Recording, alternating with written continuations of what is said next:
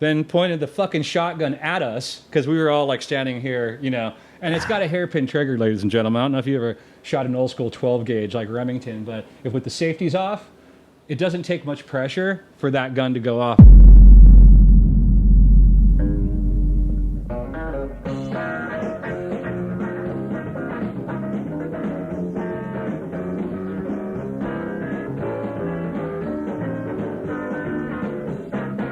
Hello and welcome to the latest episode of the Bad Times, Good Stories podcast. My name is Joe Flanders. I hope you are having an exquisite week. The dog needs to go to the bathroom, so I'm going to open the damn door for her. She couldn't just wait an extra 30 seconds. I know that I'm having a great week because I got to talk with one of my favorite people, Shaun Kama. He's pretty much a mainstay in the horror movie world and tattoos and rock and roll. He's a great guy. He travels the country going to horror movie and tattoo conventions. He tattoos a lot out of Vegas. He's tattooed people I know. Just a very talented, but more importantly, a very sweet and earnest person. And it was really great talking with him. We talk about some of his frustrations as a young kid going to a private religious school, which includes Willy Wonka and the Chocolate Factory and eating the body of Christ. We also talk about his frustrations working for the man as a busboy and the one event that led to him quitting that job. And then lastly, stick around till the end because we talk about sort of his early days in the tattoo world, and it's pretty fucking crazy. It involves a drugged out guy running the tattoo shop, shotguns, and I'll leave it at that. So yeah, stick around till the end because it's a hell of a story. Anyway, if you like the episode, please give me that 5 stars on Apple Podcasts. If you watch the show on YouTube, let me know what you think in the comments. And as always, you can check out badtimesgoodstoriespod.com for past episodes, merch, and a link to the Patreon page. Big shout out to the patrons. I really appreciate you guys throwing your support my way. And lastly, you can email me at badtimesgoodstoriespodcast@gmail.com. That's all I've got for now, so without further ado, here's my conversation with Shaun Kama.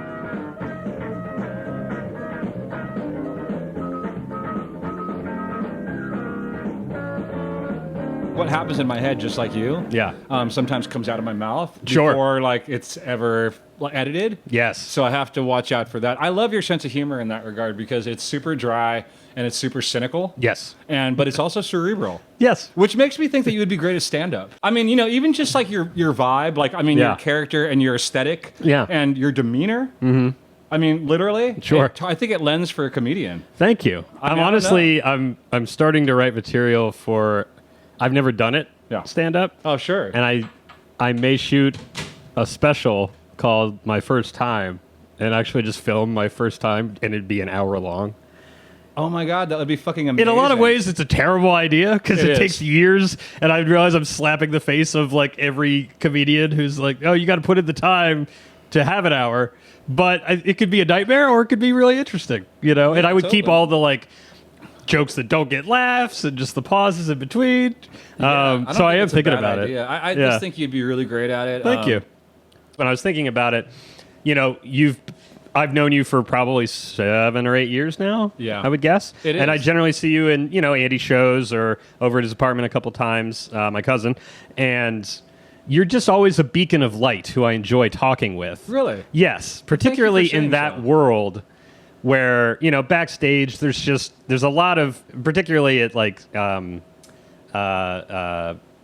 Tour or something like that, where there's a lot of different people you're interacting with, bands and stuff. Sure. And I get there's a seriousness because if they're about to go on stage or whatever, but I just never know how to talk to any of these people. I get it. Yeah, I know. And that's why I've always really enjoyed the fact when I see you, I'm like, oh, Shaun's here. Great. Well, I can just have a normal conversation. I can have some laughs. And, I never feel like, oh, I shouldn't say this or that, or anyway. So listen, you're never being judged, right? Exactly. Yeah. I love your irreverency. Like I had mentioned previously. So sure. I guess it's reciprocated in that regard. Cool. Absolutely, and it is a little bit of I know that if you're there, I got somebody who's realistic and fucking funny and smart to talk to. and it makes my world like I'm just less introverted because I'm really am an introvert. I gotta be honest with you, and you probably are a little bit too. Yeah, I am. I just have to be extroverted because it doesn't work in business if you're not. No, exactly. When you're running your own stuff, as we both are, yeah, you gotta be extroverted. It's funny, like here, and like I'm in Vegas now, and there's everything to do all the time. Right. And I do none of it. Right. None of it, everybody. I don't do shit. I mean, I do things that I want to do and I have to do and events that I'm putting on and all this kind of stuff. I got some stuff coming up. But, I mean, probably much like yourself, I'd much prefer to, like, hang out with my wife and my Right. 2 dogs in our comfortable fucking house and enjoy my backyard and only be around a few people that I really care about when when the time comes. Right. I'm sure you've probably also corralled your what you would consider friends circle. It's about 6 people. Yeah. This is tight. It's getting tighter and tighter, right? Just, very, very tight. Yeah, exactly. 3-inch parameters now. But so is that something, again, I just feel like you're such a genuine person. Thank you. Is that something that just comes naturally to you? Are you aware of the fact that this is what I'm saying is probably how most people feel when they see you? No.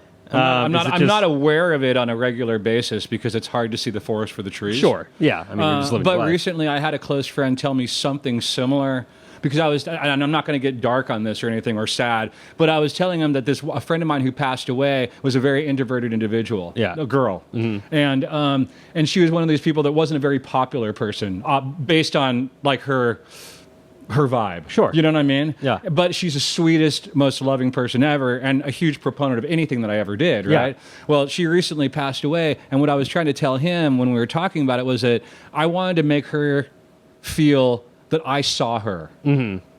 Yeah. Do you know what I'm saying? Yeah. Like who she really is. Right. And I cared about who she is for real.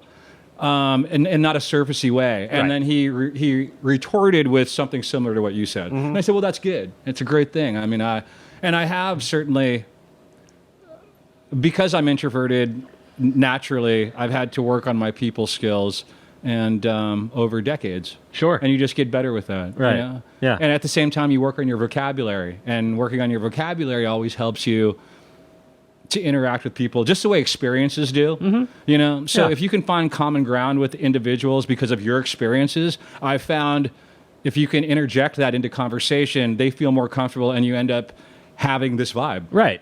That's it's just a natural thing, I suppose. Okay. So when I asked you, as I ask every guest, if a couple stories that come to mind that would fit the tone of this, you have 2. I have a lot, but I'm sure. Yeah. But these 2 are maybe the first that came into your head, or kinda. Sure. I mean, listen, it is just so people at home, so it is Friday the 13th. And we have a full moon tonight, which is an anomaly. Like, I think it happened in 2000 before, and the next time it's going to happen is 2049. Oh, wow. Okay. All right, so this is going to be interesting for me because if I'm still alive in 2049, which is, I don't know, we'll see. It's quite some time. And, I'll probably be like on my last days probably. But it'd be interesting to reflect on this day. Right. And the things that happened this day. Yeah. 49 years from now if I'm still fucking on this planet. Right. Yeah. So I like that idea. So everybody at home, this is a special, special thing. And there's no better day for me to be doing this with you, with the exception of Halloween itself, I think, than Friday the 13th with the full moon and Joe. So I'm here. That's why I was like, dude, we got to do it on Friday the fucking 13th. It's gotta be today. Absolutely, yeah. Okay, so you grew up going to Catholic school? Well, I didn't grow up going to Catholic school, but when my mom went to we were living in Costa Mesa when I was a really little kid. We moved to the East Coast because she was going to medical school, and that's where it was. And her family was from there. So I lived on the East Coast for about 4 years, I think. Where something like specifically? that. I was living in Albany. Oh, okay. At New York. the time, upstate New York, right? Yeah. And I would spend a lot of times in New Jersey and Massachusetts and stuff because I had family there and shit. And how old were you at this time? I want to say 5 or 6. Oh, okay. Yeah, I mean, I can't remember exactly what year. I'm throwing kind of dates around. It's kind of arbitrary. But anyways, around 5 or 6 years old, in the area that we were living in, my mom didn't have a lot of money, and she's a single mom working her ass off and going to school, right? So she wanted to put me in a school that didn't suck. Mm-hmm. And so she worked her ass off to be able to afford this private school. But for me, it was like the most atrocious situation ever because, like, you had to wear uniforms. There was nuns and priests. Right. I mean, I remember that they weren't going to let me go to Catholic school because I actually wasn't Catholic. And no, that's not actually. Let me digress. What it was is they weren't going to let me be involved with communion because I hadn't dedicated myself to the Catholic faith. At 6 years old. Yeah.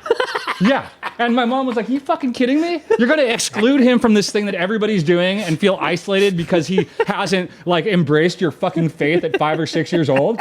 And when I went to meet the priest, I just remember like thinking how much like because I did see The Exorcist pretty early on. So you'd seen it at 5 or 6? I had seen it then already. I was fortunate enough. Like, it didn't fuck me up. I was already That's into impressive that it didn't. It was scary. That's a whole other story. Sure. But we're getting off track here. But it was for those couple years that I was in New York. I went to this private school, and the story basically is like the end of my stint at that private school before we moved back to California, and I have never moved out of California since, essentially. Yeah. And so the story, it goes like this.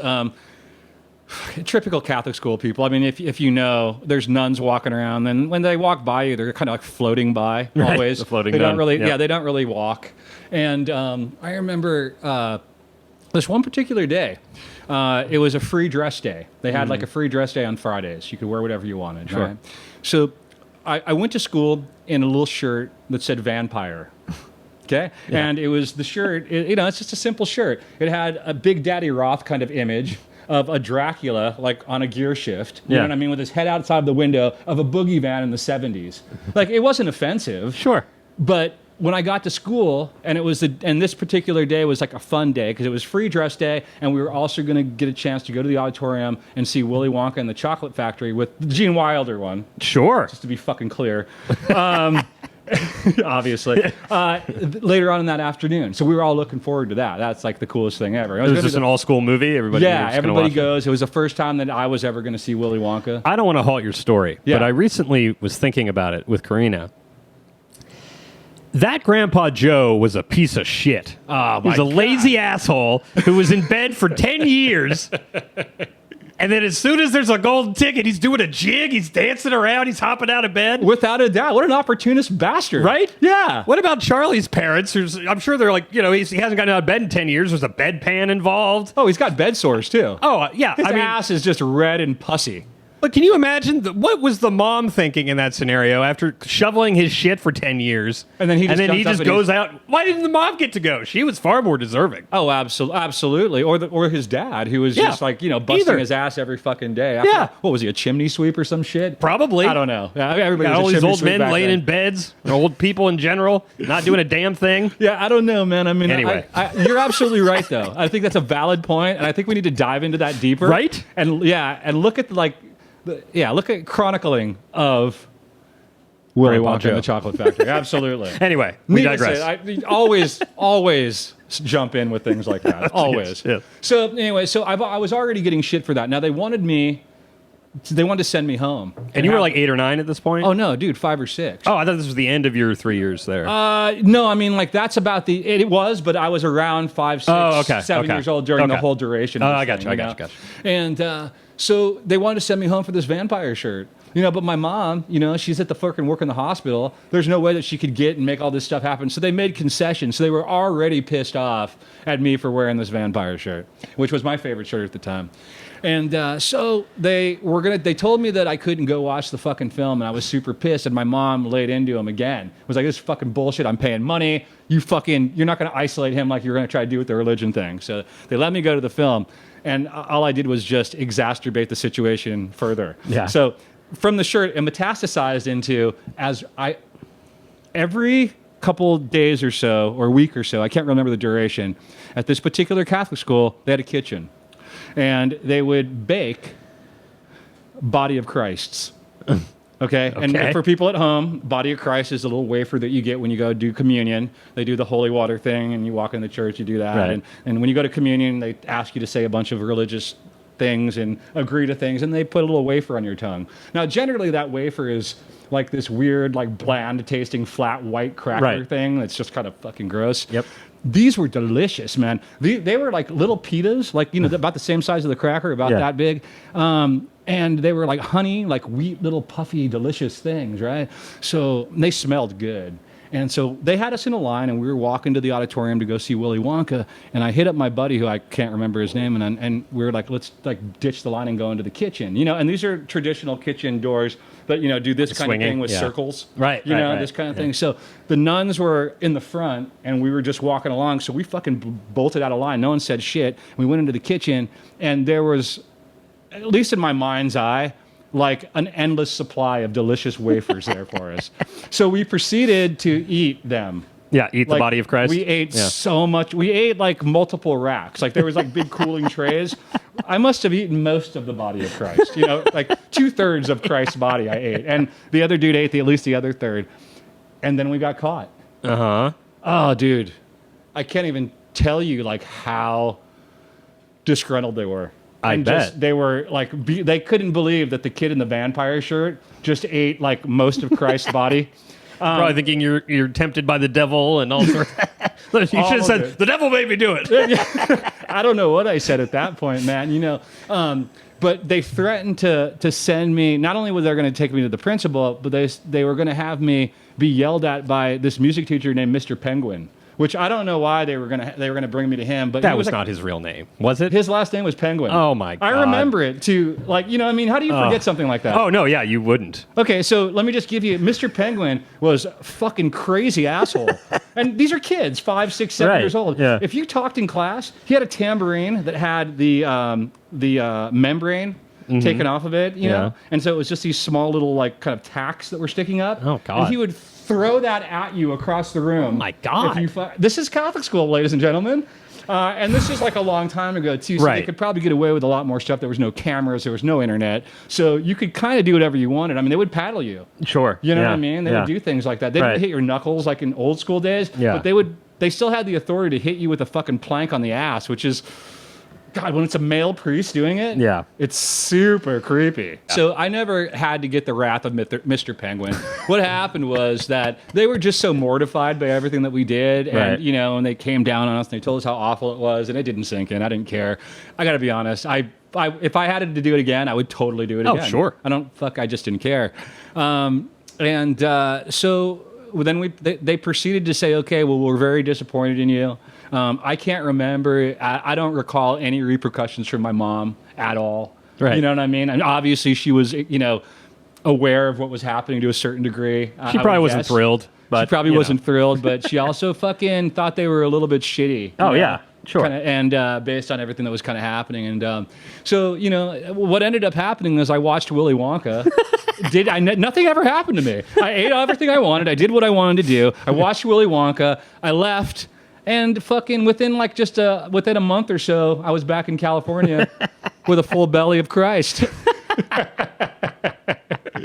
And so that was cool. You know, it wasn't embarrassing or anything like that, but I just thought it was an interesting story as a kid. Sure. Yeah. Well, and to be that age, so you basically, it seems to me, had the aesthetic you have now as a 5-year-old. Maybe not the aesthetic, but my head was the same. You were already kind of living that punk rock life. A little bit, so. You know. Yeah, so where did was that something? Did your mom also to be 5 and have that kind of a fun shirt? Yeah. You know, where did that come from? Well, my mom was really cool as far as that goes. You know, I mean, she knew that my like love for horror and strange things wasn't like, well, maybe at that point she wasn't sure if it was psychotic yet because she's probably still trying to figure out her kid a little bit. But you know, she knew I was a nice person as a whole. You know, she's your fucking mom. She knows like kind of my vibe. So I think that she just thought it was innocent. You know, for the most part. I did always draw monsters. Mm-hmm. I don't know if you people at home have ever heard this before, but when I was living in Costa Mesa before I had moved to Albany and this story happened, I was 3 or 4, and I went to my first movie with my mom. It was a little theater in Costa Mesa, and they were showing a double feature. Mm-hmm. It was the original Creature from the Black Lagoon in 3D with the glasses. Yeah. You know, so then when you turn around and you look at people and everybody's got those shades on, it's kind of a cool vibe. You know? Yeah. And The Legend of Bigfoot, the 70s version, you know, guy on the horse. We saw him from a distance, that kind of thing. Yeah. And it seemed so amazing. And those were the first films that I saw, and it really. And I saw Mighty Joe Young on TV before that, like all those kind of horror films and stuff. I saw those movies, and it made a huge impact on me. And so all I was ever drawing was monsters. And you can imagine your teachers trying to be diligent with their kids in their classes. And on many, many occasions over the years, teachers have been like talking to my mom and just making sure that I wasn't a total fucking sociopath underneath all this. Sure. Because all he's doing is drawing monsters and bloody people. And then when American Werewolf in London came out, I was drawing like Nazi werewolves on tanks. Not because I'm a fascist or anything, just because Rick Baker did such an amazing job on those werewolves and shit. I was totally intrigued by it. So, and you can see where teachers might want to raise that to your mom's without a attention. doubt. You're like 8 years old drawing Nazi werewolves or whatever. Just to make sure you're aware of this, this is happening. Totally, man. And I would draw cartoons and lampoons of things like that and stuff too. As I got older and I wasn't paying attention in class, I would create like a whole mural on my desk in pencil. Mm-hmm. Yeah. And then when the next guy came and they put their arm on it, they had like graphite all down there until finally the teachers were like, "You can't illustrate your desks anymore with pencil." I was constantly doing that as opposed to like listening to whatever. What do you think it was about horror movies that at such a young age had that effect on you? Because like when I'm thinking about what I was watching when I was 4 or 5.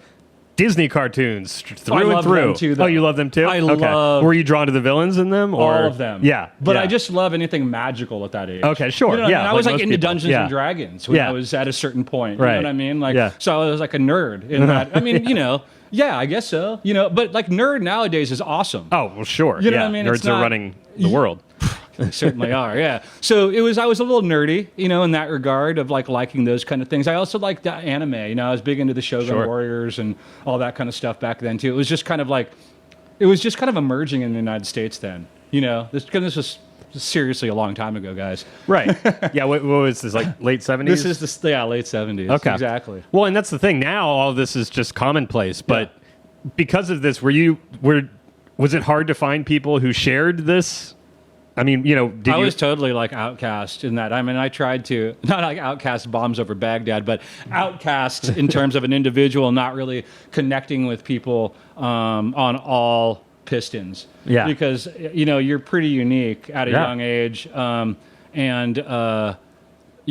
Other kids just didn't really get it. I remember one time, like just to go into a quick story, I collected all these like really great like spiders in this jar and made like a little terrarium for them and stuff. And then I went to show these kids in the neighborhood that what I had, and they took it and they threw it on the ground and fucking bashed it and then kicked me in the stomach. You know what I mean? So that's what you were dealing with. That goes, to some degree, But then I also had friends. I mean, because I was even then like personable. So it wasn't as if I was like a super loner. Right. It's just I don't know that I ever really. Honestly, too, like when I even look back on high school, there's a few people that I really connected with and I knew something about them. But I think the greater number of people in high school, even the ones that would consider me a friend, I don't really know anything about. Sure, yeah. At all. Like, and it's not someone, they're not people, it's nothing disparaging towards anybody. It's just that when you look back, like, when I base like what a friendship is now, like there wasn't that many friendships then. They were just like kinships or like strong acquaintances. Right. Does that make sense? Oh, no. I mean, particularly in high school where you're seeing the same people every day, you're naturally going to form some kind of friendship with people just because you see them all the time. Sure. You're not choosing to spend time with them. You know what I mean? Sure, yeah. And I would imagine on some level, like a lot of those people, because they didn't share your same core interests, you probably just had more like, maybe your second tier interest would be the more mainstream things that you could relate with, but you were never really yourself. I don't know what I'm trying to say. No, you're absolutely right. You weren't really yourself around them. Absolutely, yeah, because you can't show everything about you to everybody all the time. Right. Yeah. And so certainly people would misconstrue. And like I was into punk rock and metal back then, really heavy. Not so much physically, like, my aesthetic wasn't so much that, right. But I was listening to it, as well as like, all the stuff that my mom got me into, which is all the good stuff, like old school country, like outlaw country and ABBA and Cher. Sure. Both awesome. Yeah. Cher is equally as awesome as Slayer to me. Sure. So just so you guys know. Well, I think that's a good way to look at it. I've come to a point where I just respect success. Yeah. In a way, where it's like, yeah. even if it's not for me. So at what point did you feel like you finally started finding people that you really jived with who understood, who had similar interests? when I moved to LA. Okay. Yeah, I think and how old were you at that point? 19. Okay. Yeah. So really all the way through your growing up years, you know, I'm not trying to say you were on your own, but you just never had the people that really totally identified. There was a few of them. Yeah. Right. There's always a handful of people that like get you for who you are. Right. And don't care about your idiosyncrasies. Yeah. And I mean, honestly, there's probably like one or two people in my life from that whole period that I still communicate with, and it's because they were always that good. Sure. They were always that kind of person. Right. You know. So I'm glad they're still in my life. Everybody else has dropped off or died or whatever the fuck. But it took until I moved to LA. And because, you know, listen, Orange County back then was different. Well, it's a lot the same, but it's more like where I was living in Huntington, it's more gentrified as everything is. Back then too, I mean, Orange County is super, super Caucasian. I mean, as a whole, you know what I mean? Like there's obviously a lot of, don't take this too seriously. There's obviously all kinds of different people there, but it's a pretty white area, right? You know, definitely. Caucasian. And it just, you know, moving from the East Coast there and stuff, like I personally, although I am Caucasian, obviously I'm dark enough not to be Caucasian and light enough not to be, I don't know, I'm somewhere in the middle. It kind of worked for me, I guess, in a weird kind of way, you know, in some kind of way. But again, I just didn't identify with the people in Huntington Beach at that time very much, you know. And there was a lot of white power stuff going on down there at the time in the punk rock scene, you know, because that's what I was a part of. Right. And I didn't dig that at all because it just seemed wrong. Like everything about it, even at that age, seemed wrong to me.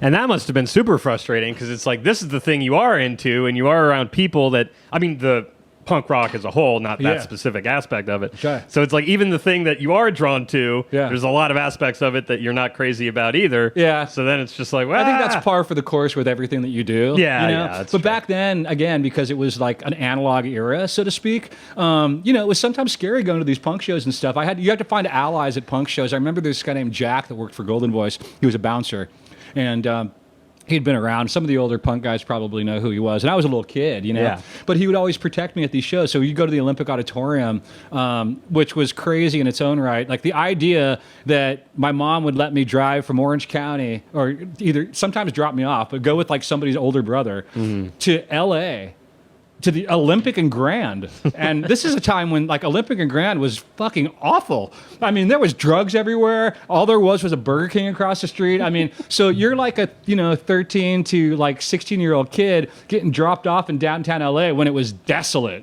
and just evil, and going to these punk shows with thousands and thousands of general admission thing. It was the first place I ever saw some like people fucking like against a wall, Sure, you know, and the bathrooms were just an atrocity. Oh, I'm sure. You can just imagine. Yeah. You didn't even want to go in there because there was always like an inch of water and piss on the floor and shit. Christ. But there's thousands and thousands of punks. Yeah. And you could do whatever you wanted back then because lawsuits weren't like as frivolous as they were. So you could climb up to the top of the speaker and people would catch you still.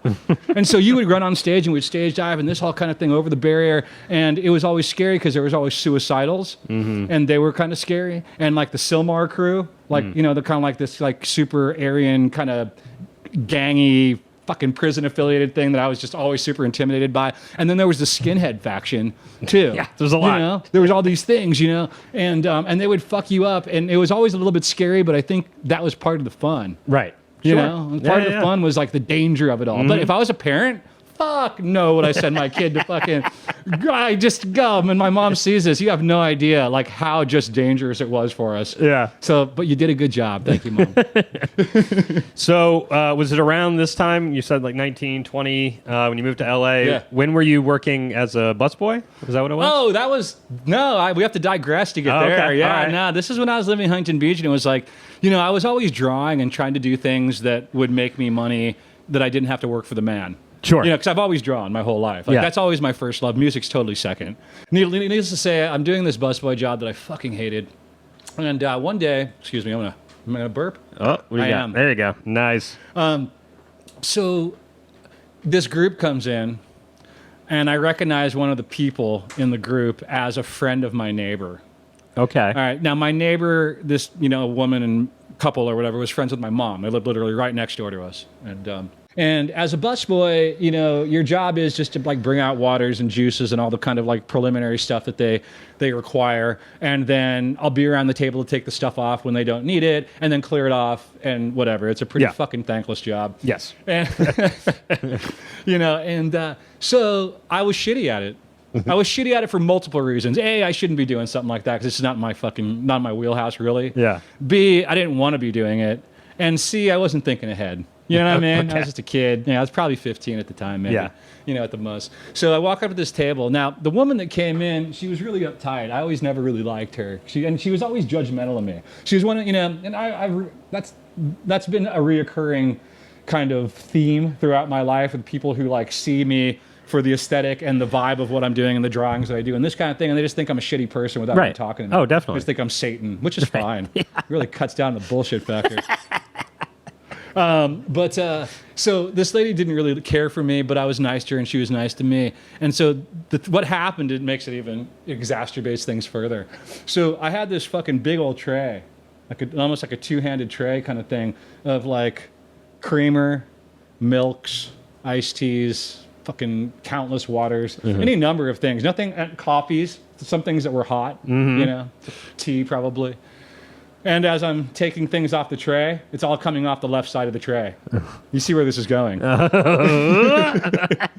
So when I get now, okay, let me step back on the story. Now this woman, let's see, how can I say it? And say it in the nicest way possible. She was full figured. Okay. Sure. Right? Rotund. Yeah. Yes. You know what I mean? Yeah. Okay, that's nice, right? Yeah. And she had what I can only equate to a sky blue muumuu on over her kind of Michelin man body. Okay. Okay? Yeah. Which is just like, if you know what that is, it's just like a neck thing, and it's just like one giant piece that goes down, and it's kind of light cotton. Right. You know? She also had like enormous flapjack titties. Okay. All right. Yeah. So yeah, this is a part. It's a crucial part of the story. It's a component. Yes. So if you could imagine a pretty big woman who's not short, rotund, Yes. pale blue, muumuu, big old flapjack titties. I mean, like maple syrup and butter kind of flapjack titties. Just delicious. Yes. Log cabin. And I fucking spilled 3/4 of the tray on her. Oh. On her. So, here's why it's even worse. Because when the water and milk went onto her fucking whole front, she didn't have a fucking bra on. Oh, dear God. So her big old fucking flapjack titties were like silver dollar areolas peeping through. I mean, she was like mortified. She didn't know what to do. She was shaking and mad at me. You know, everybody at the table was like, fuck. I don't even remember making eye contact with anybody. Sure. Like, No, I wouldn't. kind of almost forgot like what happened after that because I was like so fucking mortified by the whole thing. And like, I honestly don't, you know what? I left. That was the day I quit. I fucking bailed. Like they asked me to go and bring somebody in and they fucking apologized and comped the meal and all this kind of stuff and it cost them a bunch of money at this Italian restaurant. And I remember, that's right. I walked out the door and just, I never called. I never did anything. That was like literally my last fucking day on site. And I just dedicated myself to art after that. I was like, you know what? This shit ain't for me, you know? Out with a bang. That was it. That was the end. It was fucking. I get it because when it's a job you hate, the last thing you want to do is feel shitty about something that happened at a job that you don't want to have any feelings towards one way or the other anyway. Absolutely. It was just like, this is it. I'm done. I never wanted to see that lady again either. You know what I mean? And she was a friend of your neighbor's, so did you see her again? I don't recall seeing her Oh, again. thank God. I don't. That would've been awkward. I may have. It might have just been eliminated from my mind because a lot's happened since then. Sure. But, I mean, what really sticks in my mind, though, is how that sky blue muumuu stuck to her fucking Michelin body. You know what I mean? So it's just like, it was like just stuck and I don't know, this is awful. Like everything about it was awful. And I remember seeing her giant fucking areolas through like the light blue of the deal. And I remember being like just grossed out by it and tripped out and just everything about it was awful. Like I'm still obviously seriously fucked up from that situation. And so, you know, that was a precursor to understanding that I need to dedicate myself to art Yeah. and or music or Right. creative things for the rest of my life, as opposed to working for the man. Sure. That just solidified that factor further. So was know? that the last time you worked for the man? Because at 19, I imagine it would be, or 16, 15, 16, yeah. I mean, I imagine it would be hard to make a living. Yeah. Just doing art at that age. It was, and I had to end up, like when I moved to LA, say, for instance, when I was, like I didn't have a car or nothing, you know, I was riding a bicycle and a skateboard at that time, Yeah. you know, because I just couldn't afford it. So I was living in a punk rock house, you know, Right. on two different occasions. And, you know, it was just one of those things where, it was just an interesting situation overall. But yeah, you can't. What did I work? I'm trying to think what the name of the fucking place was. Robert Wayne Shoes. I worked at a shoe place for a short amount of time. I worked at Aaron Brothers Art Mart. Oh, yeah. You know, if I tell you this little aspect of things, you might think I'm a shitty person, but I had a little fucking scheme going on at Aaron Brothers back then because they didn't really have a bunch of cameras and stuff like that. What'd you do? So my friends would come in and they would buy art supplies and I would ring them up, but not all of them. Yeah. And then they would grab what they wanted and I wanted, like airbrushes and stuff like that, and I would do it all, but only like half of it. Sure. And then they would like hook me up with the stuff when I left. Nice. It's a shitty thing to do. I wouldn't do that now, but Yeah, I just, sure. just for full disclosure, I fucking pulled a scam on Aaron Brothers. I had the best art supplies and the best airbrushes ever, you know? Yeah, I'm not proud of this, ladies and Hey, gentlemen. man, I worked at Kroger, the Okay. grocery store, All right. when I was in. I was 14, Oh, shit. and then I was 15 when I was a cashier. Which, in hindsight, it's so funny that they trust 15-year-olds with They that amount shouldn't. of cash. They shouldn't trust I never them. stole any money. Yeah. But what I would do is on my break, I would just walk through the aisles and just grab whatever I wanted and take it to the break room and never pay for it. That's brilliant. Because it was just like I was just waiting. It's the type of thing where it's like if I got busted for it, oh, sorry, I wasn't thinking. I totally forgot to pay. yeah, there's always I'd get a freebie. It's a reasonable excuse. Yeah, exactly. absolutely. And, But I would do that all the time. There was times I would ring up people's. I had a similar thing where I wanted money, but I also didn't like being told what to do. Sure. So there was like one elderly man who I rang up all of his orders as if they were all apples. Oh. Like he was getting like bags of chips and everything else, Everything and I was just did it apples. as a scale.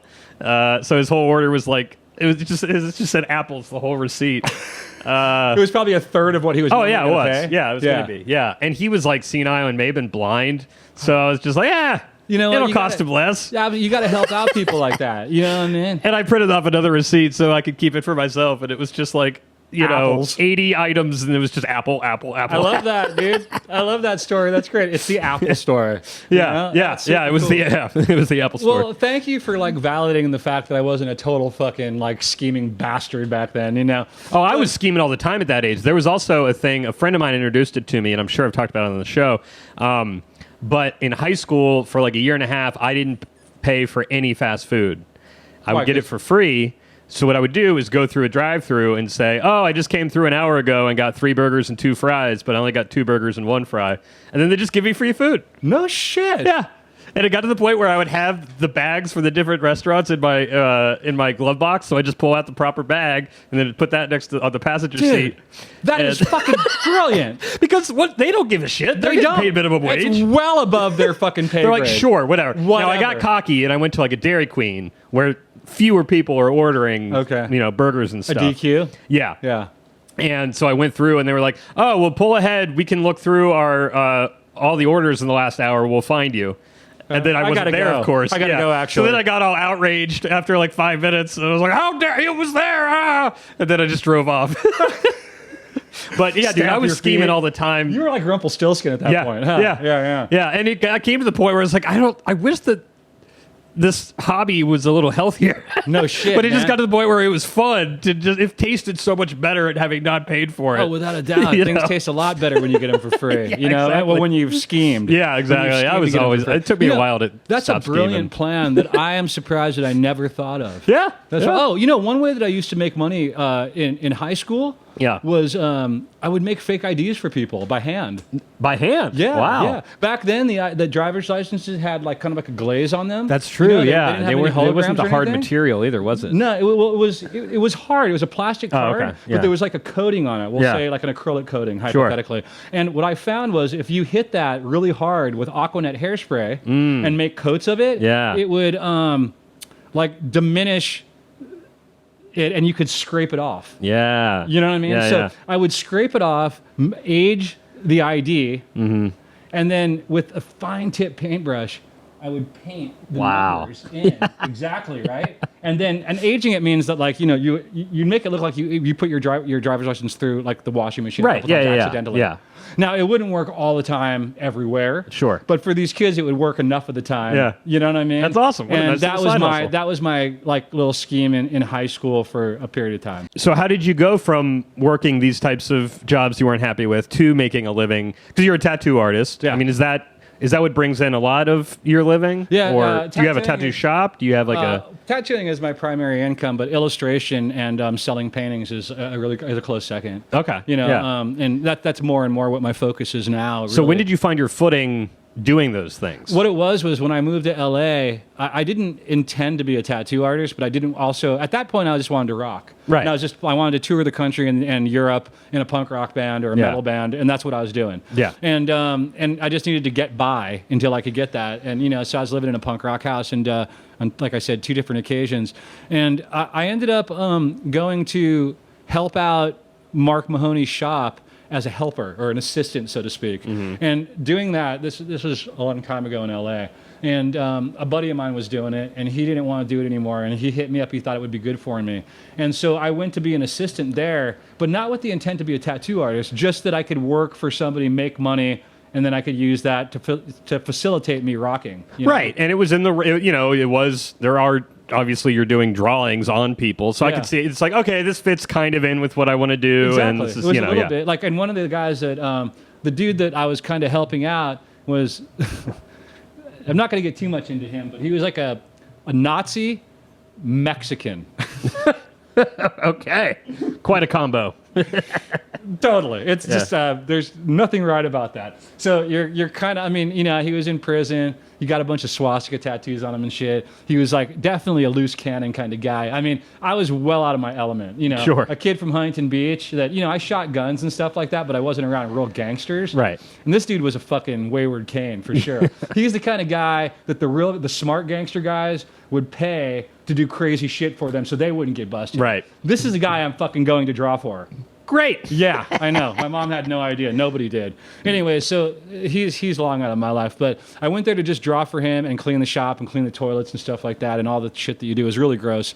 And back then, there was a lot that an assistant had to do because you didn't have all these companies that facilitated products that were already completed. So back then, we'd have to make needles. And so for every little needle configuration, we had to build them by hand. Oh, wow. Yeah, that was just the way it went back then. And so I did a lot of that over the years. And that parlayed into an apprenticeship. And that apprenticeship parlayed into me leaving and just going to tattoo on my own. And then that parlayed into me continuing painting and doing commissions. And then, a few years ago, probably about 5 years ago, I really decided to put my foot down and that, I'm just not feeling writing music and things like that. As much as I love playing live, which who wouldn't? Yeah. On good shows, not shitty shows. There's a total fucking it's a power boost. Oh, it's a when you do that rush, stuff. unlike anything. But without, with the exception of that, there's just nothing for me there. So my real focus over the last 5 or 6 years really has just been art, illustration, tattooing, and becoming better at that, studying with people on a regular basis, reading books, all the kind of things that you do just to kind of like increase your power. Sure. Yeah. Like Kobe in the off season. You know what I mean? Doing some stuff. Right. As Tenacious D, learning the Texas two-step. Just a couple little things just to like, revitalize what you're doing and stuff. So that's really what it was. It was just like, ultimately it was the desire not to work for the man, to be an entrepreneur, and live like your own best life, doing kind of what you want to do more than what you have to do. And I've been really fortunate to be able to do that for my entire life. And a lot of people, and I don't take it for granted at all. I'm like absolutely extremely grateful. And I think in this day and age, and correct me if you think I'm off base, people out there, I think you're a lot better off to be an entrepreneur than working with your head down for a company for the gold watch that you probably are never going to get. Right. Because there's no value system in the world now, and there's no loyalty in that regard. I think if you're waiting for the gold watch, you better go buy it yourself. Yeah, I guess my only caveat would be to know what it is that you want to do to be an entrepreneur? Yeah, Like what is absolutely. don't quit the job and then be like, I'm just going to have my own business and not know like, what are you good at? What is you know what I mean? I Yeah. think, 'cause I I'm think not they're- suggesting that, And I know people. you're not, but I think that's just the caveat. No, I know absolutely you're not right. saying that, but one of the things though too that a lot of people say that are pretty savvy in business too is that you got to be able to. You might have something that you love to do, but if you're not able to make it a profitable venture, Right, then you monetize need it. to work until you get to the place where you can make that a profitable venture. Now, that's pretty difficult at Yeah. times, to have that kind of fortitude to do that. right. Last question. Yeah. Do you remember the first tattoo you gave somebody Yeah. professionally? Non-professionally, but I remember the sure. first piece. And what was going through your head? Ah, Was fuck. there some nerves there? A little bit, yeah. There's got to be some pressure. Got to be honest. So, in short form, this is an interesting aspect of things that I'm going to try to make it short. The tattoo shop that I apprenticed at, I started working at, but only after the crazy asshole guy that I'm not going to name, because it's kind of like Voldemort. If you say the name, I feel like they come back around. Right. He took over the shop by brute force on speed with guns, Holy shit. Molotov cocktails, and a crazy attitude. So without getting into the minutia of things, basically he kicked the owner out, who was also having troubles of his own, which we don't need to get into. Okay. So he wasn't as on point as he would have been if he didn't have everything else going on for him. Yeah, Right? yeah. So this crazy asshole guy by force took the shop. And now I'm 21 years old. Yeah. 20-year-old. And I was honestly intimidated by him because he was scary at 20. Yes. Like I mean, that sounds scary at any age. Yeah, he's a big giant dude that was just a total loose cannon. So he came to the shop the day. Actually, what happened was me and this other cat didn't want to work there anymore if Mark wasn't going to be there. But he told us that if we left the shop, that he was going to fuck us up. And that you have to work for me because he gave me the opportunity to apprentice. So he felt that I owed him Yeah. because of that. And so I was kind of stuck there, and it was a really tough thing because I had a huge respect and love and loyalty towards the owner of the shop. And so this was really in my heart and mind a very difficult thing to do. But I feared that I was going to get beaten severely if I didn't do this. And the tattoo industry was totally different back then. Like what I had to do as an apprentice, I'm not even going to get into, but it's shit that you could never get away from with now because people would just sue you and you'd be fucked, And so needless to say, man, this guy took that shot by force, and I had just met who would have been my wife at the time. And we had just had lunch, and I went back to the shop. And this guy came in that day and said that he was going to burn the whole fucking place down. And he came in with a shotgun, all fucking spewed out and shit like that, loaded. Fucking a bottle, with a rag in it and shit like that. He said he was going to burn the place down, and he was going all nutty and shit. I called my future wife and was like, can you come back and pick me up right now? Right now. My future wife, I put everything in a box. My future wife was sitting with Justin Warfield. I don't know if you know, but she's been friends with him for a long time. He was a guy that ultimately sang for and created She Wants Revenge. Yeah, She Wants Revenge, the band. Same dude. All right. Nice, yeah. Super nice person. We've known him forever now. But he was like, I don't know if you should be dating this guy. Totally justified. Yes, Completely yes. justified. Yes. Obviously things went pretty good because we're still married. Everything's cool all these years later. But that went on. And that was that was kind of an interesting scenario in terms of how my career was going to go then, because I left that shop and didn't have anything going on. I just had a bare minimum of tattoo equipment. And within a couple of days, to answer your question, my buddy, I was lucky back then because within my clique of punk rock people in that group, back then not everybody was tattooing. It was not a sought after job or your vocation. It was kind of like you were on the fray, and that's what I liked about it too. Sure. Right? It was super underground. Makes sense. Most of those people didn't pay taxes for decades, Yeah. And so my friend Pete, I was lucky. I never tattooed on myself first. I literally tried for the very first time on a friend named Pete, and it was the shittiest design. It was a 3-prong black kind of what is that? Poseidon's. What is his little thing called again? Oh, the Triad? Trident. Trident. Thank you. Trident. It was kind of a trident-looking thing with a skull on the bottom and just flat, solid black, almost like a tribal skull. Yeah. Yeah. And it was pretty, like, it was pretty shitty. Yeah. Like, if I think back. But, like, we were all happy with it at the time. Yeah, you know? yeah, Everybody that's was all that stoked. matters. So that was my actual very first tattoo, you know? And they had wanted me to apprentice for, like, 2 years.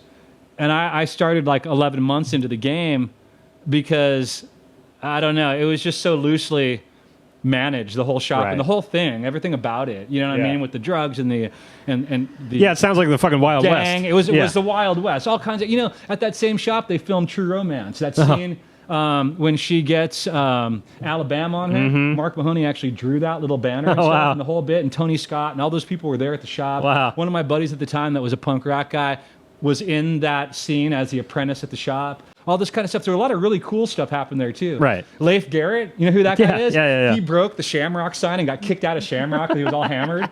Like it was this special like neon Shamrock thing. And I remember he got fucking yelled at. Everybody was really disappointed with him. He broke the fucking Shamrock sign. Dude, that's like, you know what I mean? Sacrilegious. Totally sacrilegious, Yeah. man. So yeah, that was my first piece and that was my first experience. And to end that whole thing, I bought a shotgun. So stupid from this guy, the crazy asshole guy. All right, I bought a 12 gauge from him, it was $200. Yeah. And I had paid him $100 for it, and I owed him $100, and that's totally on me. And I left that shop owing him $100, right? Because we were just getting out. He was going to burn the fucking place down, and I got pneumonia, and I was stuck on the punk rock couch at this punk rock house for easy 2 weeks with pneumonia, like for real scary shit. So, like, you know, maybe 3 weeks have gone by since I split the shop and haven't talked to dude. Well, one night, when I'm just about, like, on the end of this pneumonia thing, but I must have looked like death, I'm in the punk rock house, and it's, like, me and Carla and a few other people that were involved in this house, and we get a knock, fucking like a cop knock on the door. And I open the door, and who fucking is it but fucking Voldemort? Yeah. And he's like, where the fuck's my $100? Where the fuck have you been? Kind of attitude. Yeah. And I'm like, I was going to ask look this. at me. You know what I mean? I must look like death. I've had Right. pneumonia for fucking over 14 days. You know where my fucking house is. You know where to fucking find me. We didn't have cell phones back then. So. Right. And he's like, where's the fucking shotgun? And he's like, you better get it right now. Because he had a gun. Yeah. He had a pistol. He had his buddy outside, and he was still on speed and freaked out. And so he made me go get the gun. I gave him the gun. He fucking then pointed the fucking shotgun at us because we were all like standing here, you know. And it's got a hairpin trigger, ladies and gentlemen. I don't know if you ever shot an old school 12 gauge like Remington, but if with the safeties off, it doesn't take much pressure for that gun to go off. And there was buckshot in it because I put buckshot in it specifically. So I was fucking scared as shit that the shotgun was going to go off in our face. Yeah. He's like, give me all the tattoo shit that you apprenticed for. I'm taking that stuff. So he took the machines that I got from apprenticing, the power supply, and whatever ink I had. He took it all for that $100 that I owed him. And he took it at gunpoint and slammed the door, you know. And I was like super sad. Like it fucking broke me. And the shining light from that whole thing was my brother was alive at the time then. And he bought me, like I didn't know what I was going to do. I didn't have anything. Like I had no job and I had no equipment. Right. And he bought me a coastal machine so I could tattoo, you know, at a time when $150 was, it might as well have been like 150,000 or $1 million. You know what I mean? Like even $20 was hard to come by at that time for us, you know? And so he got me that machine and he changed my life as a result of doing so. That's know what awesome. I mean? I'll always That's be amazing. grateful that he did that for me. Wow. It's crazy. I know. Isn't that a nutty story? Did you ever see that guy again, the shotgun guy? I did. Did. Do you want to hear what happened? Yeah. So again, we don't say his name because he can come around. Sure. And he's a crazy, crazy asshole. But I understand if to give you like the finality of it all, I believe that he got institutionalized never to get out. Not prison, but literally crazy fucking ward, right? I mean, Seems like warranted. granted, like this guy stabbed somebody at 18 in La Mirada. He was already notorious for being a crazy asshole. And it wouldn't have mattered. I mean, he came from a crazy asshole family. Like I met his dad, and his dad was scarier than he was. So when, you know what I mean, when you've got a crazy asshole dad, you're going to be a crazy asshole kid, Yep. you know, without a doubt. And so years later, many years later, now he was a pretty big guy. He was about like 6'4" and kind of big and fat, but scary. And so I was probably like I don't know, like late 20s, early 30s. Okay. No, I think early 30s. Yeah. And they hired us to play at Ink and Iron in Long Beach. Okay. It was a festival that they used to have. Yeah. Like I was tattooing there, and they hired us to play. And there was this guy named Ralphie back in the day who was a really cool cat. And I ran into him there, and I always liked him. He was friends with this dude, but I always liked him. And he was an interesting cat too, because everybody down there, everybody around that clique were kind of gangstery at the time, and they would always get in fights and shit, and it was tough, and it was kind of that tough guy scene and bit, and that wasn't really my vibe, but I could pal around with those people. They liked me enough and stuff like that, and not really get in trouble, and so I'm talking to Ralphie and this group of people, and I get a fucking tap on the shoulder, like this kind of thing.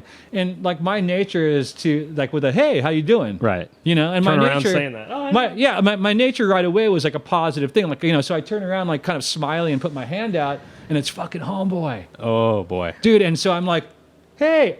Yeah, I'm sure your face, the expression changed on a dime. I don't have a poker face at all. So you read me easy. And I pull my hand away, and he's like, oh, it's like that, huh? Yes. And I go, I'm like almost beside myself. I'm like, yeah, man. I go, I don't know if you remember this, but yeah, you had me at shotgun gunpoint about 15 years ago, and you took all my shit. It's totally it is like that. Yeah. Now, the thing was, too, I wasn't intimidated at this point anymore. Right. Dude had a cane.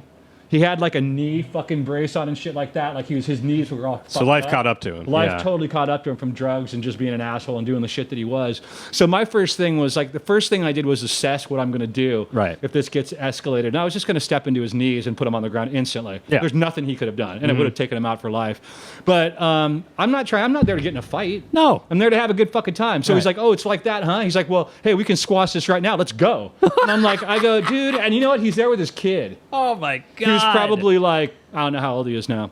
Whatever. But he was like old enough to like 14 or something. Like old enough to know better. And I go, man, you haven't changed a bit. I go, you're standing here with your kid and you're asking me to fight. I go, look at you. I go, what is wrong with you? I go, I'm not into this, dude. I'm out of here. You're a ghost to me. And I just fucking walked away. I go, Ralphie, I don't want to see this guy again. Yeah. And that, and that was the end of it. And then after that is when I heard he got institutionalized. And listen, things catch up with you, man. You can't be an asshole your whole life and think that, even if you're a sociopath and you have no feelings for things, something will circle back around. Yes. I don't believe, and you may not think of it as a negative thing. So when someone says to me, do you think people pay for their shitty actions? I'll say no. There's plenty of people that are extremely successful, that are extreme sociopaths, and they never actually pay for any of their crimes or anything like that. And they don't know the difference because as a sociopath, you don't have any feelings really, But I still think that in spite of them not being able to navigate that, things still come around. Oh, definitely. The fact that this dude was kind of semi-crippled at that point and fucking institutionalized forever, and he's might even be dead now. Yeah. I think that's bad enough whether he realized it or not. So after the shotgun thing, I mean, did you live? Was there some fear for a while there? Just like kind of looking over your shoulder, like this guy could come back anytime? Yeah, there was. There had to be. Yeah, absolutely. I mean, like I felt like we squashed it in the regard that like he got his $100 worth of shit, and I mean, honestly, like probably, I don't even know how much that stuff was worth. It was a really shitty power pack. It was shitty fucking ink. The machine was pretty weak. You know what I mean? Like maybe $100 worth of shit or whatever. I don't even know. But at that point, I figured that we were fucking even.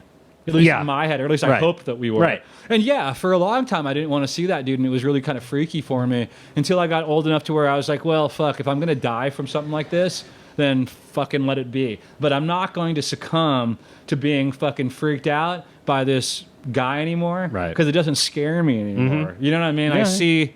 I see clearly what's happening. And although I don't want an altercation, I don't want to hurt my hands. I don't want to be stabbed. I don't want anything because we're both going to get hurt if this goes down because I'm a very peaceful human. But again, you have to assess the situation and realize like how you're going to get out of it. Right. And I just kind of was like, okay, the only way I'm going to get out of this is by fucking stepping into his knees. Yeah. But it never had to happen. I'm fucking stoked. Well, there you go. And that's awesome. Super grateful. Yeah. Wow. That's a crazy story. Dude, I've got a million of them. I'm sure you do, man. So I'll have to have you on again sometime. Decades of stories. Listen, thank you for making this full moon Friday the 13th thing happen. Oh, absolutely. This is great. Where can people find you on social media? Social media, HalloweenTattoos.com, Halloween Tattoos at Instagram, Facebook too, and on Twitter it's Shaun Kama. Great. And that's about the long and the short of it. I mean, have a lot of cool stuff coming up. What I also wanted to do is just let you guys know real quick, and I'll put this here or something, wherever it is. We have a huge art show that I'm curating and creating with my buddy Dirk Verman in Las Vegas. Oh, cool. On Saturday, October 5th. Okay. And there's about like 30, 35 plus artists. It's sponsored by Vita Tequila and Deep Eddy Vodka. And then we have a whole list of, sponsors: Zia Records, Evil Pie, Cash for Chaos, Sullen Art Collective, Eternal Ink. Most of my tattoo sponsors are involved. And we're really excited. It's the 20th anniversary of Pussycat Tattoo, my friend's shop. And that's a place that I've been tattooing at since it opened. Oh, wow. Since before it was open, actually. Yeah. We were tattooing in the spot before it was even called that. Mm-hmm. So it's been like 20 years of tattooing. Wow. Which is fucking crazy to think that. And that kind of also answers your question. I don't have a full-time shop because I do appointment only, but I do work a couple nights a week at Hart and Huntington in Las Vegas, and then I run around nationally all year doing this at conventions and horror cons, and also stop into other people's shops and whatnot. And then in Vegas, I bring my clientele to Pussycat mostly, which is where we're doing this amazing show. Very cool. On October 5th. So it's free. It's all ages. You can come out if you'd like to. And that evening, we also have a rock and roll event at the Double Down, which is just around the corner. We're affiliated with them directly. And we got Channel 3 from Cerritos, one of my favorite punk rock bands as a kid, to play. So that's it's cathartic to me. In that regard. Definitely. Yeah, absolutely. That's got to feel really cool. It's going to be fun. Yeah. So I'm just glad I just wanted to throw that out there to everybody. And I wanted to thank you for the time. I mean, it's always fun. Yeah. No, I just fucking... Like, I would do this even if it wasn't filming, and just come over and visit you. Yeah, exactly. What was your little girl's name again? Penny.